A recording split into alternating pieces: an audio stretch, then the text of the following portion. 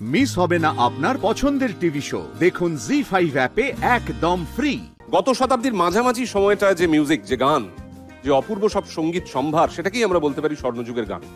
আর স্বর্ণযুগ এলেই কিংবদন্তি সুরস্রষ্টা নচিকেতা ঘোষের নাম তো বলতেই হয়।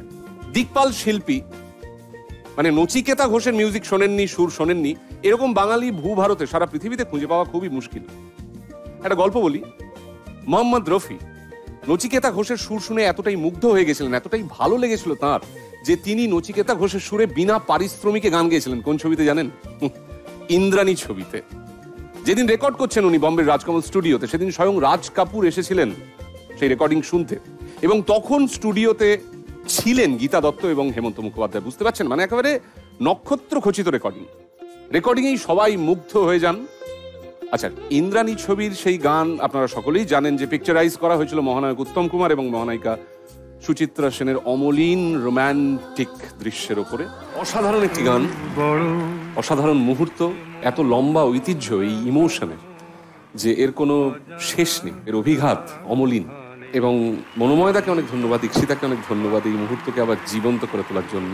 ধন্যবাদ আমি আমার থেকে বেশি প্রাপ্য যিনি কম্পোজার, যিনি গেয়েছিলেন তাদের কাছে, কারণ তারা এরকম গিয়েছিলেন বলেই আমরা এই গানটা গাওয়ার চেষ্টা করতে পারি একেবারেই। এবং হেমন্ত মুখোপাধ্যায়ের মতন শিল্পী ভারতবর্ষের ইতিহাসে খুব কম জন্মেছেন, যার কণ্ঠ সম্পদ।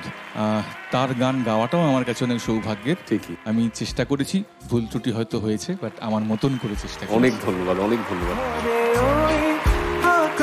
ব্যক্তিগতভাবে আমার খুব প্রিয় একজন সঙ্গীত পরিচালক ইন্দ্রদীপ দাশগুপ্ত, এবং আমি নিজে মনে করি যে পুরোনো দিনের সুর, আমাদের যে স্বর্ণযুগের গান বলে আমরা যেগুলোকে বারবার বলছি, সেই সুরের একটা ছোঁয়া, তার সঙ্গে আধুনিকতার মিশ্রণ যিনি অসংখ্য গানে ঘটিয়েছেন, আমাদের সকলের প্রিয় সঙ্গীত পরিচালক, তিনি এই অংশটি, স্বর্ণযুগের গানের অংশটি অ্যারেঞ্জ করেছেন। আমি তাকে একবার এখানে আসার জন্য অনুরোধ করবো। ইন্দ্রদীপ দাশগুপ্ত। ইন্দ্রদা, তোমার সঙ্গে ব্যক্তিগতভাবে কথা বলার সূত্রে আমি জানি যে এই গান নিয়ে, এই সুর নিয়ে তোমার আবেগ এবং পাণ্ডিত্য। তুমি যদি এই অংশটা নিয়ে একটু যদি কিছু বলো, যে তোমার কথা। জি বাংলাকে অনেক ধন্যবাদ এরকম একটা ভাবনা ভাবার জন্য। যেই মহিরুয়ারা এই গান গেয়েছেন, লিখেছেন, সুর করেছেন, অ্যারেঞ্জ করেছেন, বাজিয়েছেন, আমি সবসময় মনে করি তারা আমাদের থেকে অনেক বেশি এফিশিয়েন্ট, ট্যালেন্টেড, অনেক বেশি বুঝতেন যে কোনটা গানটার জন্য ঠিক। ওই জন্য বেশিরভাগ ক্ষেত্রে আমি অ্যারেঞ্জমেন্ট চেঞ্জ করার সাহসটা করিনি। আমি এখানে একটু সেফই খেলেছি। প্লাস আমি যদি বলি আমি অ্যারেঞ্জ করেছি, আমি করিনি। এখানে যারা বাজাচ্ছেন তারা প্রত্যেকে নিজ মহিমায় এক একজন ইনস্টিটিউশন।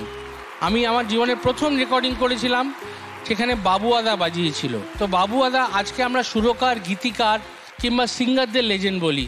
এই বাবুয়াদার মতো মানুষ, যার প্রায় 70 বছর বয়স হতে চললো, তিনিও living legend. So every musician who is playing behind a song is also a legend. So it's a tribute to everybody.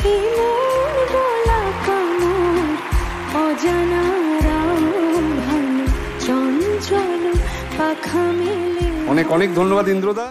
ZEE5 download করুন আর সব এপিসোড দেখুন একদম ফ্রি।